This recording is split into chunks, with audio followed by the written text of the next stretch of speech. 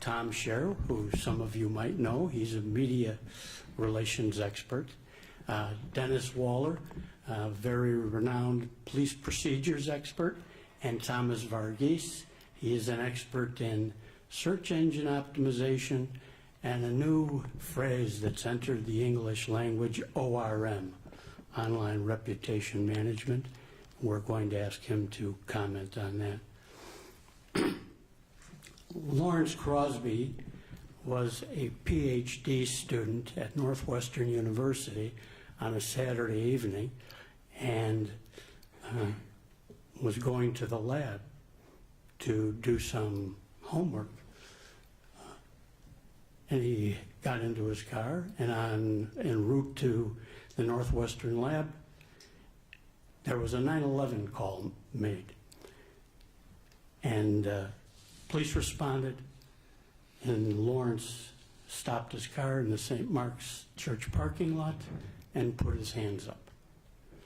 And what followed led to a series of events in which Lawrence was prosecuted for crimes he did not commit. And the stated reason for the police pulling Lawrence over was because there was a suspicion that he had stolen a car. But the fact is, he was driving his own car. But by the end of the evening, he was interrogated by the police and charged with 2 criminal offenses.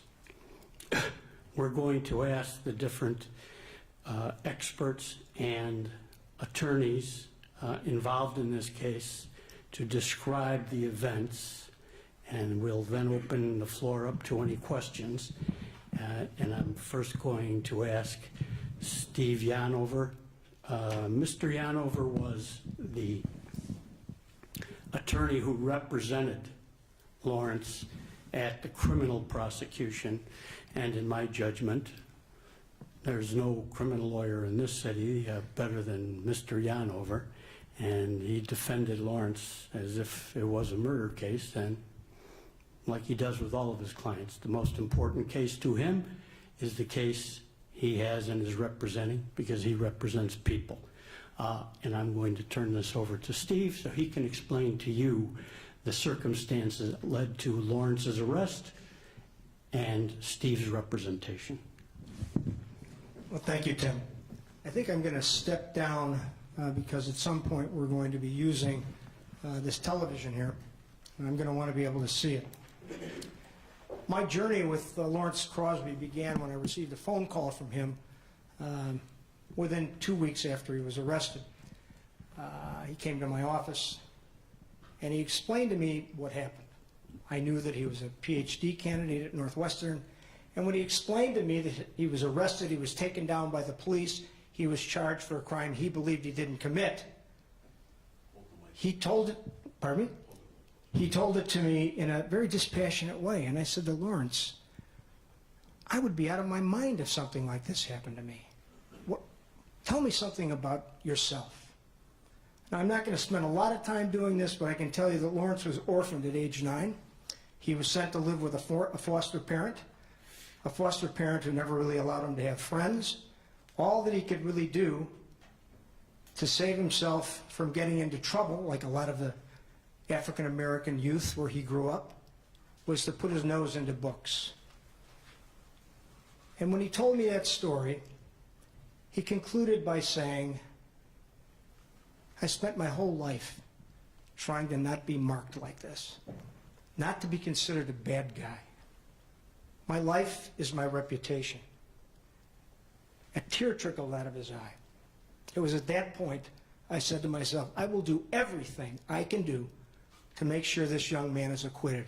And we started our journey there. So on the night of October 10th at about 7 p.m., as Mr. Toohey told you, pardon me, there was a 911 call made by a person who was driving a car down the street who saw a man standing next to a car with what that person believed was a bar in their hand.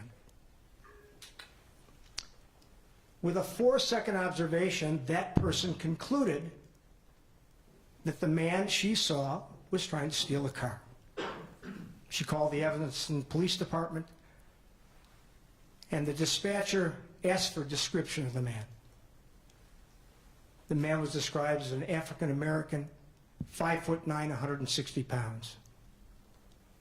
Within 3 minutes of getting that description, the police officers, the 911 dispatcher, received a plate number from the 911 caller because she followed the car down the street. They knew within 4 minutes who that car was registered to and what type of car it was, and that got broadcast out over the airwaves. Within 5 or 6 minutes of that being broadcast out over the airwaves, 4 two-man Evanston police cars descended on Ridge Avenue at about the 1500 block. And in and about the St. Mark's Church parking lot, they activated their lights, and the driver of that car, very peaceably, put his right turn signal on, pulled into the lot, and stopped. The police cars surrounded him, and can we key that up to where he pulls into the lot? You're going to see this is, I believe, Lawrence's car, but we might have a better picture. Well, he's pulling into the St. Mark's parking lot there. He stops. He waits approximately 7 seconds.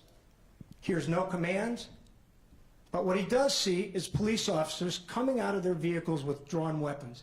He puts his hand up in a universal surrender position, and they start screaming from all different directions. Can you key that up where they start giving him commands?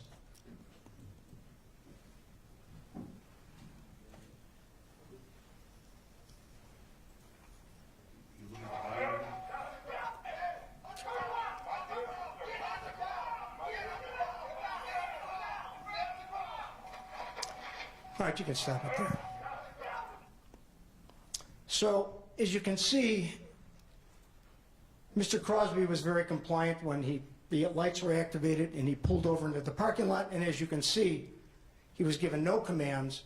And once he got out of his car, there were a bunch of police officers yelling at him from different directions. And he was frozen because they had guns on him. He really didn't know what to do. Now, there are police procedures that our expert, Mr. Waller, will tell you about when he has an opportunity to do that. But police are not supposed to swarm somebody who is standing in a surrendered position.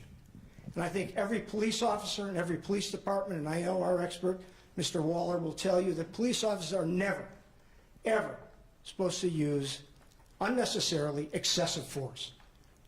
And what you see happening there is excessive force. Now, they drove Lawrence to the ground as he's trying to tell them, it's my car, it's my car. And by the way, the dispatchers knew who that car belonged to because within minutes of this happening, they ask again, who's the owner of the car?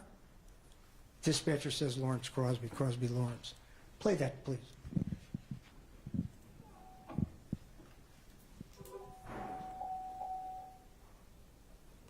Can we tune it up to hear it? Notice the force. 8 strikes to the side of the body, in the legs. I don't know if you can see a police officer took a swing at his head up there, but there are all sorts of police officers grabbing him, pulling him, and driving him to the ground. That becomes important because what Mr. Crosby was charged with is disobedience to a police officer for not getting down on the ground fast enough when they gave him those commands. He was also charged with resisting arrest because, as they charged, he was tensing his muscles in an effort to keep the police officers from placing him under arrest. That's the resisting arrest charge. Now, what you should know is after this event, the police officers pull him up and put him into a vehicle. And as he sat in that vehicle, some police officers sat by themselves and decided, well, this is a man who owns his own car. What are we going to do with this man? And now, as part of the press release, we sent you the transcript of that dialogue. You can arrive at your own conclusions about what they were talking about, but we charged in our civil complaint that they conspired to maliciously prosecute him because one of the officers on the scene said, you know, the worst thing he's probably done is park his car in a church parking lot overnight.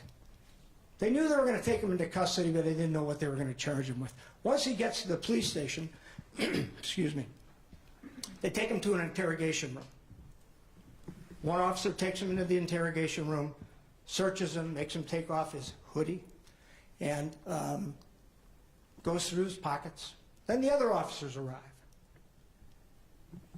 They spoke to him for 20 minutes before they ever gave him a Miranda warning. Now, a Miranda warning is, you have a right to remain quiet, silent. Anything you say can be used against you. If you can't afford a lawyer, one will be appointed to you to assist you. Well, they never gave him those until 20 minutes after they had him in custody and talked to him about this event. Thereafter, they gave him his Miranda warnings. He signed a Miranda waiver. And they said to him, would you like to talk to us? And he says no. They further engaged him, even after he said no. In any event, after that happened, Mr. Crosby went home that night, looked for a lawyer, spoke to a couple of lawyers, and ended up with me. Now, what you should really know about Mr. Crosby is that he was in the 4th year of his PhD program at Northwestern. This event could have put his scholarship and his stipend in jeopardy. And he had to explain this event to all of his professors. He had to let the university know. And he had to live with going through a trial where these same officers testified that he tried to disobey their commands and resisted an arrest. And you can draw your own conclusions about whether or not he did any of those things, but a judge in the Circuit Court of Cook County found him not guilty. That journey we thought was over. Mr. Crosby really didn't want any publicity about this. He didn't want his reputation further tarnished. But he arrived at a conclusion that because of what happened to me, I'm going to file a civil lawsuit. And that's where my friend of 40 years, Mr. Toohey, comes in. Mr. Toohey is one of the finest civil lawyers, and we used to practice criminal law together, but one of the finest civil lawyers in the city. And that journey began, and what happened was the city of Evanston decided they'd put out their own interpretation of what this event was all about. And one of the sergeants in their police department created a video that went online and went viral that Mr. Crosby was at fault for this incident. They never once said Mr. Crosby was found not guilty. They never once said that was his own automobile. They said that because he got out of his car, he caused those police officers to drive him to the ground, beat him, and charge him with a crime. And so that's where my journey ends. Mr. Toohey can explain more of the civil case to you. I can tell you that we're very happy with the civil settlement, and I will be available up here with all the other guests to answer whatever questions you may have. Thank you. Yeah. Oh, here's the leaks video. And if we could have the sound. Emanates from a citizen call to 911 of what she perceives to be a stolen vehicle. This incident occurred on October 10th, 2015. You will see video and hear audio from the citizen to 911 explaining the description of the vehicle, what she saw that made her believe that the vehicle was stolen, and the direction that the vehicle is traveling. The citizen follows the vehicle, giving locations of the vehicle to the police. You'll also hear the dispatch 911 to the officers who will respond to the call. You will see the initiation of the traffic stop on the subject vehicle. You will see the subject exit the vehicle upon stopping with his hands in the air and an object in his hand. You will hear officers give him commands to get on the ground. You will see the subject non-comply with those commands. You will also see the subject turn and walk towards the front of his vehicle. The subject later admitted that he walked towards the front of his vehicle because he has an in-car dash cam video and he wanted the encounter to be caught on video. You will see the subject actively resisting arrest as the officers command him to get on the ground. Once the officers have taken the subject to the ground, you will see some empty-handed strikes to the heavy muscle region, which is the upper thigh of the subject, in an attempt to gain compliance and control. Once compliance and control is gained, these strikes will end. This use of force incident, as all use of force incidents, was reviewed by the Office of Professional Standards and the Chief of Police. It was determined that the force used in this incident was in compliance with our procedures as it pertains to this type of situation. However, in reviewing this incident, we've also determined that we will no longer require subjects to be prone during these types of stops, as we acknowledge and realize that there are some problematic issues that come with that. Locations of the stop, weather conditions, and it gives a bad perception. It should be noted that the subject in this video sustained no injuries as a result of this stop.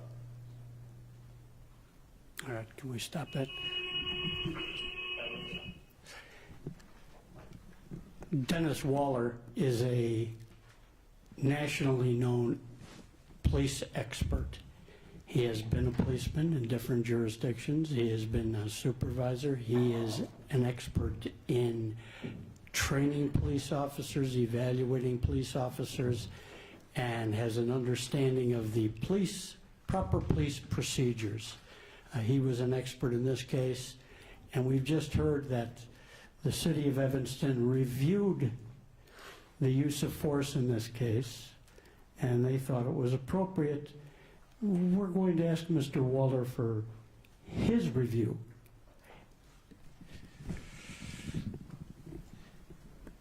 Well, had the stop been conducted properly, no force would have been necessary whatsoever. Unfortunately, it wasn't consistent with the law enforcement officers' training in this state and other states. It was a suspicious vehicle, an unknown risk stop. It could have been handled so much better, and no force used whatsoever. Okay, now we go to get that pull me over. See, I knew it was there.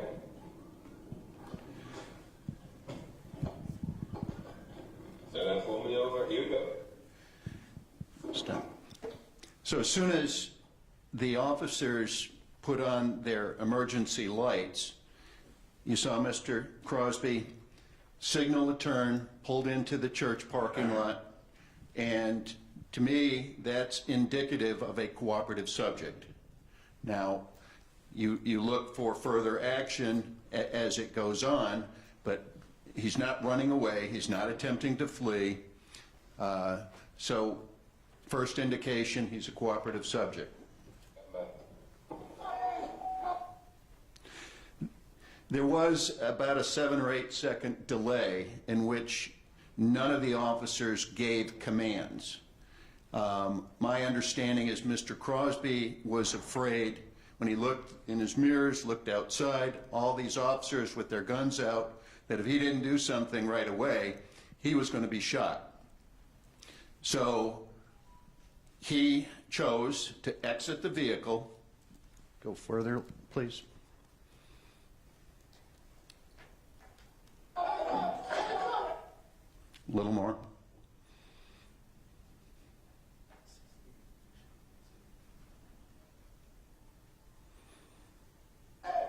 Stop. Okay.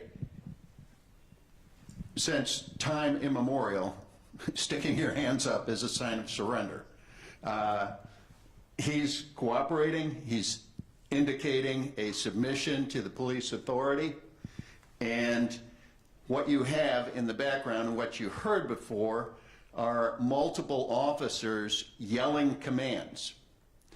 Now, some of them are telling him to get on the ground, some of them are telling him to put his hands up, some of them are telling him to turn around. By protocol, one officer should have been giving clear, concise commands to avoid this confusion.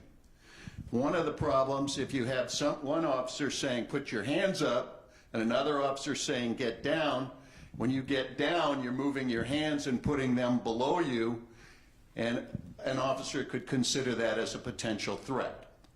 So by complying with the police commands, he could be exposing himself to jeopardy unnecessarily.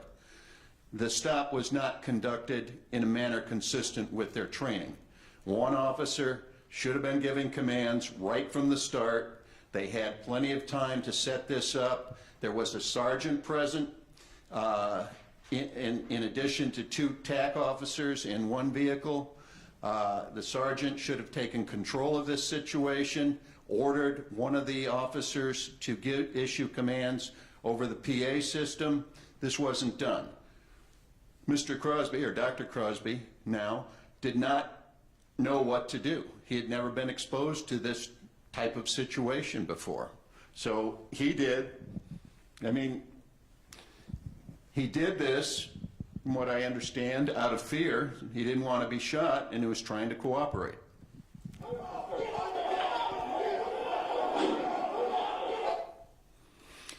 You can hear the multiple commands by multiple officers. Again, instead of clear, concise commands, you got confusion. Go ahead, please.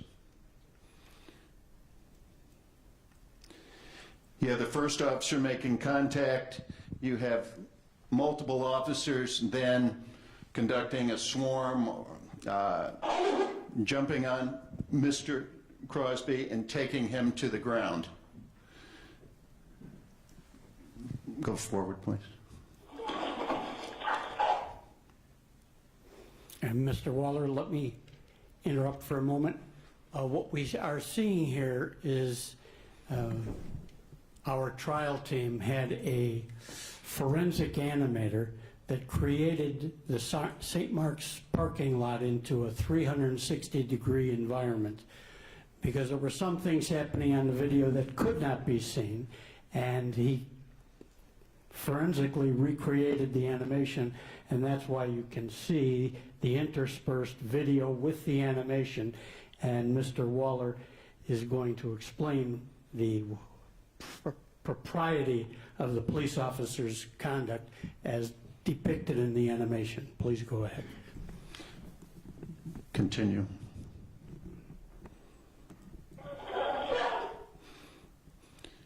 Okay, at this point, Dr. Crosby, you can stop it, please.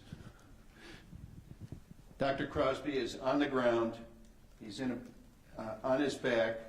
He's got 6 officers surrounding him. 5 of those officers have gone hands-on. So basically, he's like this on the ground. 1 officer pulling on his left arm, 1 officer pulling on his right arm. The officers are giving commands, quit resisting. They saying he tensed up. Well, how can you actively resist if you're on your back and officers are pulling you in different directions? He wasn't given an opportunity to comply, and he couldn't physically comply. He couldn't roll over on his stomach. Now you have, continue please.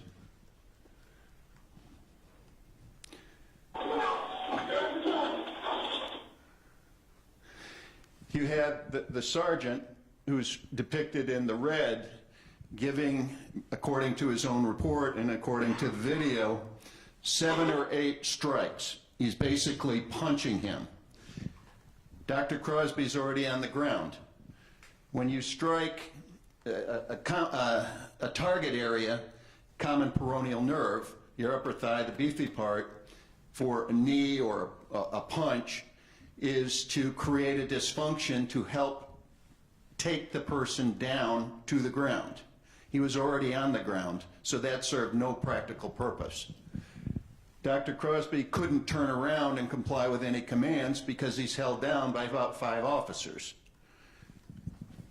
Continue, please.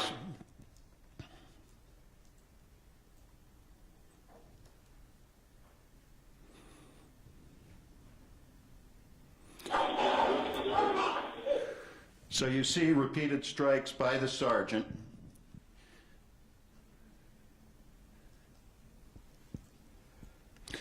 And think about it. If you're on your back, on the ground, and you have 5 men holding you down, how are you going to comply with their commands? You have to be given an opportunity to do so. there was one of the officers near the top of his head, by the left shoulder.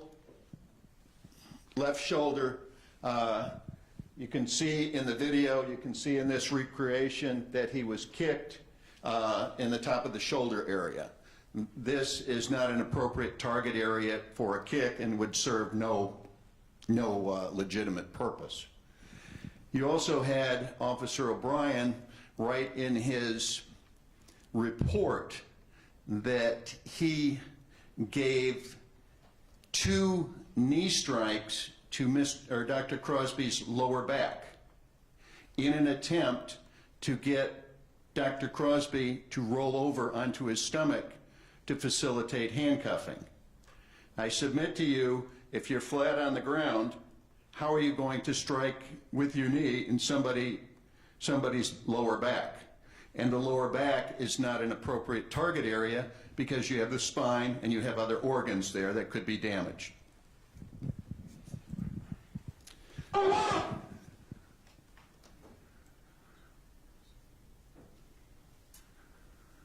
Stop right there, please. What could have been done, what should have been done, and how officers are trained is to apply a principle referred to for dozens of years as contact and cover. One officer giving commands, and you send 1 or 2 officers, particularly in a situation like this where Dr. Crosby was cooperating, you have them explain to him what you want him to do. For example, sir, put your hands behind your back. Sir, we're going to handcuff you. Sir, we're going to get this resolved. He's complying. He came forth with his hands up in the air. There's no reason to believe that he wouldn't continue to comply. Instead, you have 5, 6 officers jump on top of him, strike him numerous times, and then forcibly roll him over.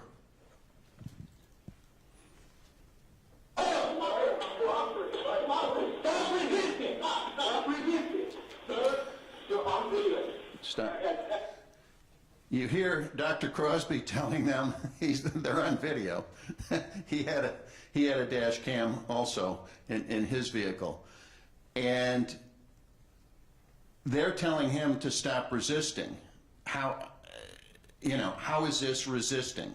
You say resistive tension. If somebody's punching you in the thigh or the lower abdomen, they're kicking you in the shoulder, they're kneeing you wherever he was kneed by Officer O'Brien, you're going to tense up. It's a natural thing. Continue, please.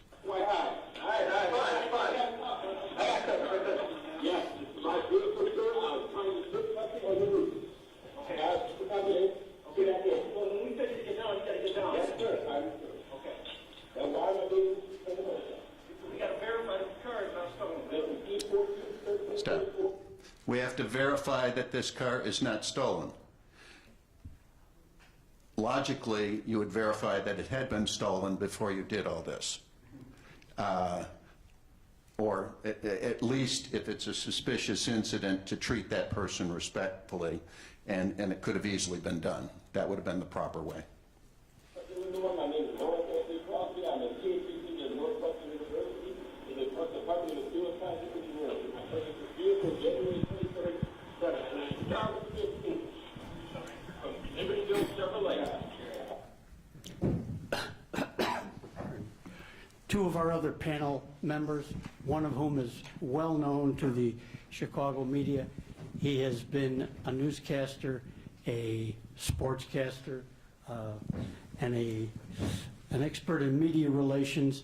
He was requested by us in this case to describe the impact that this has had on Mr. Crosby's reputation, and that's Tom Scher. Thank you, Tim. I know you want to hear from Mr. Crosby, so I'll be very brief. And I'm here today as a private citizen and a friend of the firm that Mr. Toohey runs, and certainly not in any official government capacity. Quite simply, Mr. Crosby, through no fault of his own, was given what should be called a digital scarlet letter. The video which the Evanston police put up, their version of events which they put up, was a permanent, never-ending record because the video now lives online forever. And you have someone, Mr. Crosby, who brought himself up from very, very humble beginnings to become a PhD. So Dr. Crosby, whose sister, by the way, is in medical school, who, as he put it, and Mr. Toohey quoted him, spent his whole life staying out of trouble, being a good citizen, is now branded as somebody who might be a troublemaker, had involvement with the police that was very negative. Many people think that if you're involved in a situation like this, you must have done something wrong, even though in Dr. Crosby's case, he did nothing wrong. To have that on your permanent public image, this digital scarlet letter, it lives forever on the internet. This video has gone worldwide, literally 45, 50 million hits. It puts him in a position where when he goes for a job, when he is interacting with anybody, he has to explain himself. Why? So to right this wrong, to steer this massive media ship back in a fair direction is a near impossible task. And it's extremely costly, and it's arduous, and the stress and the personal toll it takes on a person is almost incalculable. For Mr. Crosby to have experienced this and then file suit, that he had no choice, and it was absolutely the right thing to do. And I think the settlement, which Mr. Crosby has described as very fair and reasonable, only partially addresses this, and you'll hear from him as to what his future goals are. But the enormous cost to someone's reputation, a price that is paid, which was not caused by the person, is the digital age that we live in. And if you do something wrong, there's a price to be paid.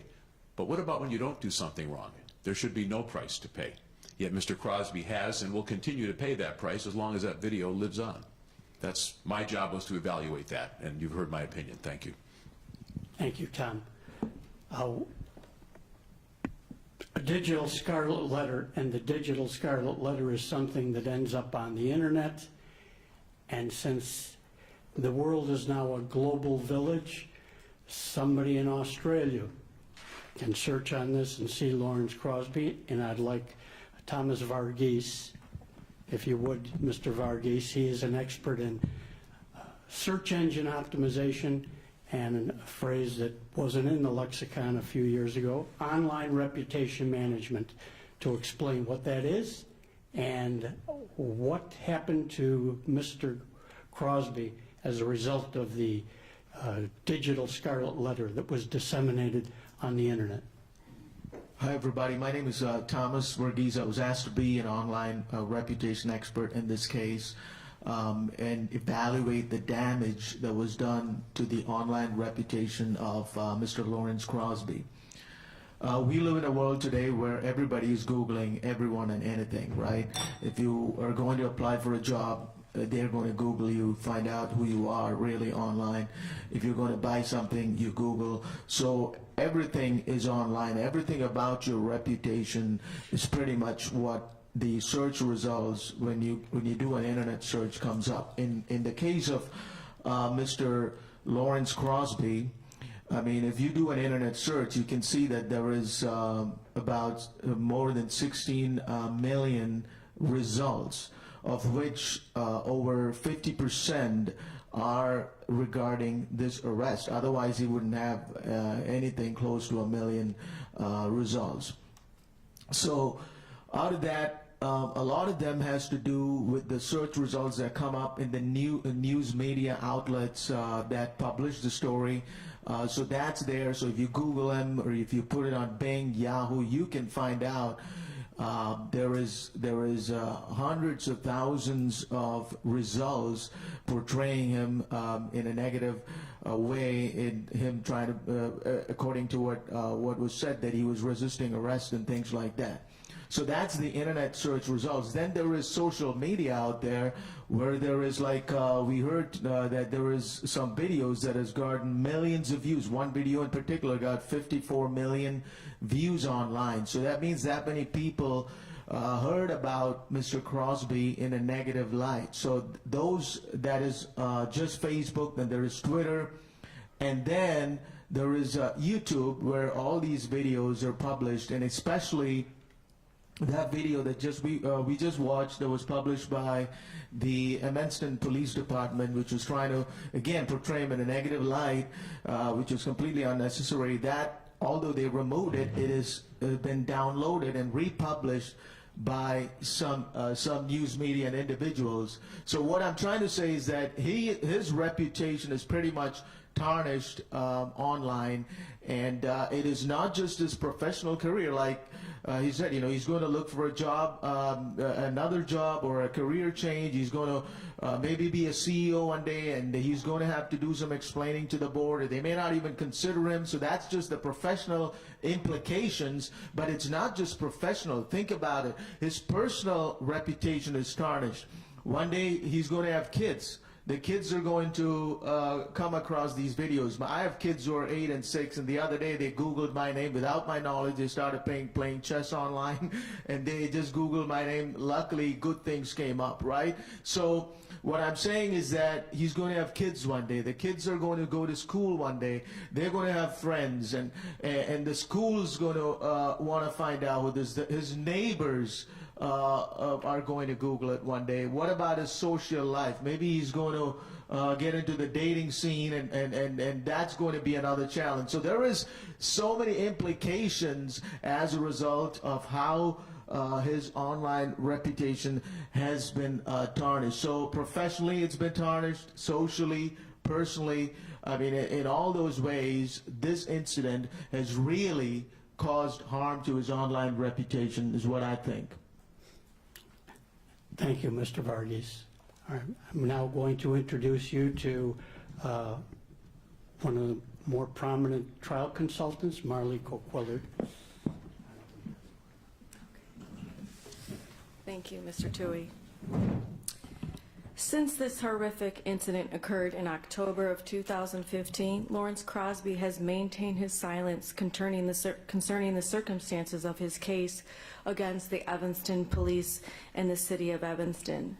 It was Lawrence's wish to have this decided as an impartial forum here today. This past week, Lawrence has settled his case with the Evanston police and the city of Evanston before the jury was selected. Lawrence accepted a settlement from the city of Evanston and the police department as full acknowledgement of responsibility in this matter. The financial terms are considered to be fair on both sides. Lawrence is determined to play a role in dealing with this pervasive problem associated with his encounter with the police. It is a problem that transcends the arrest of a 25-year-old engineering graduate student who had with the police on October of 2015. That engineering student was not deterred by this incident and went on to earn his PhD in engineering. Lawrence Crosby has accomplished much in his life, and he is here today to share his experience and his vision to help others. I am pleased to introduce Dr. Lawrence Crosby.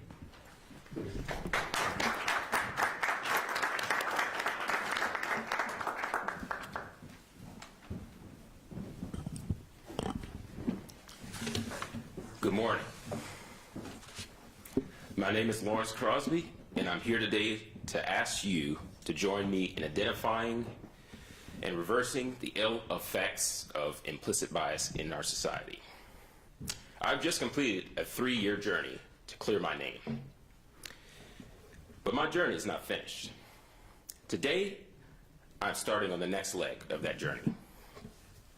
Throughout my 28 years on this earth, I've tried to conduct myself in a reasonable fashion. I thought through hard work and by following the rules of American society, I would earn the respect of others and be able to make a meaningful contribution to society as a scientist. I've committed to treating people with respect and dignity. Throughout my life, I've respected and followed the rules, whether they be the rules of the road or the rules of physics. I've not presumed that certain people or ethnic groups will behave in a certain way. I've shunned stereotypes, choosing instead to evaluate each individual as the person that they are.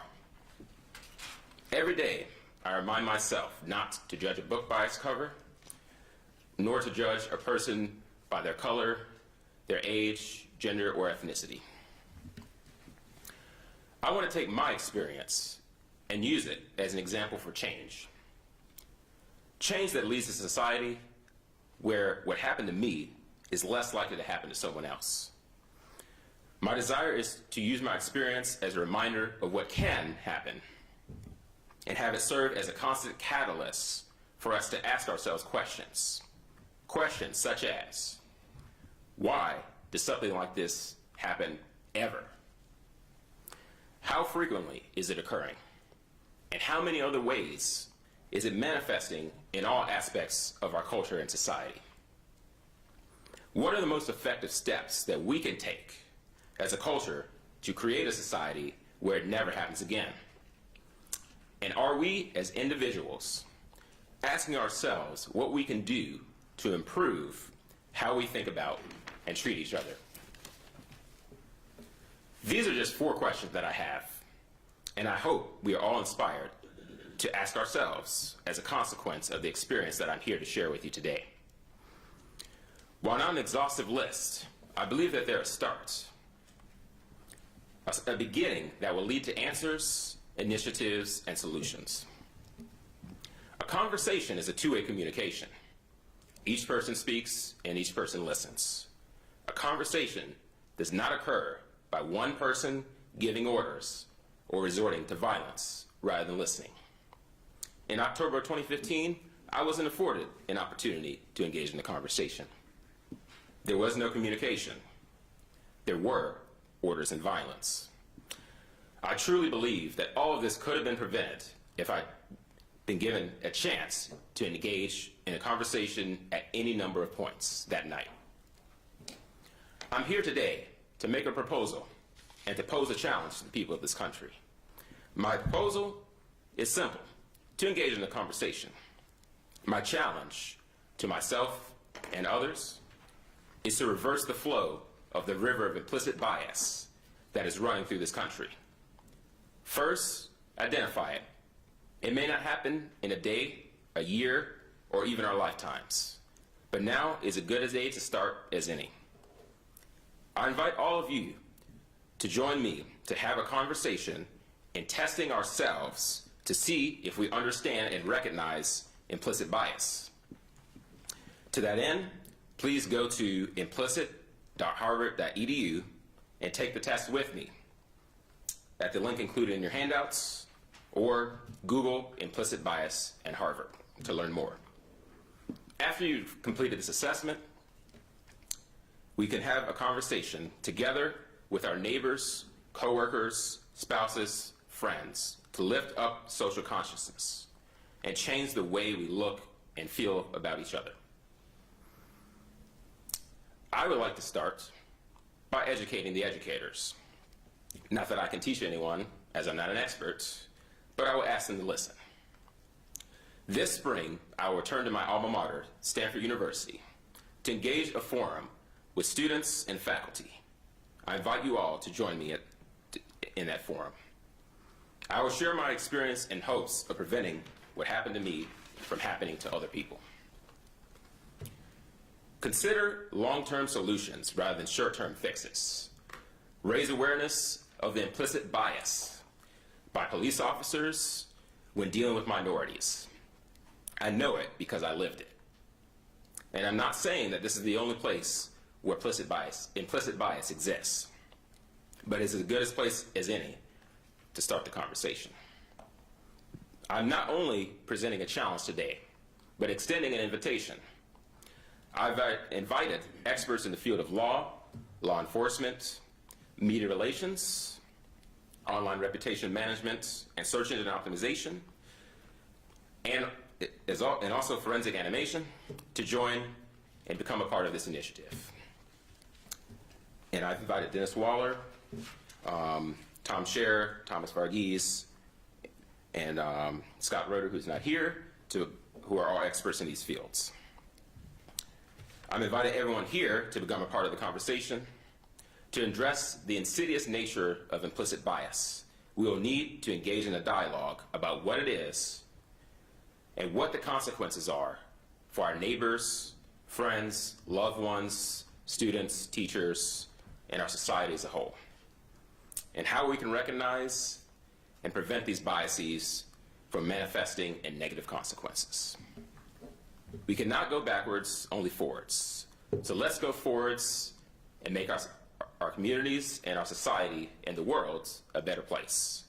As Dr. Martin Luther King Jr. stated, darkness cannot drive out darkness, only light can do that. Hate cannot drive out hate, only love can do that. So let a conversation begin. Thank you.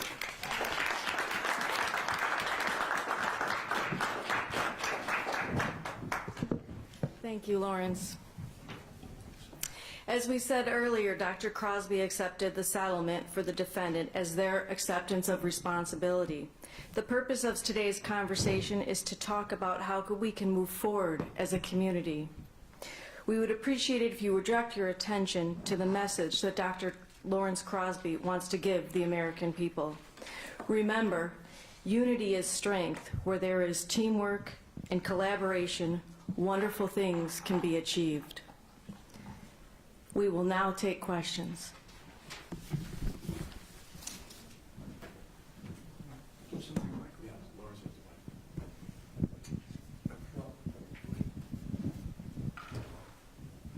Thank you. I have a question. Why do we, as black men and law-abiding citizens, continue to be racially profiled and unjustified treatment? You speak up, I can't even hear you. Is that better now? All right.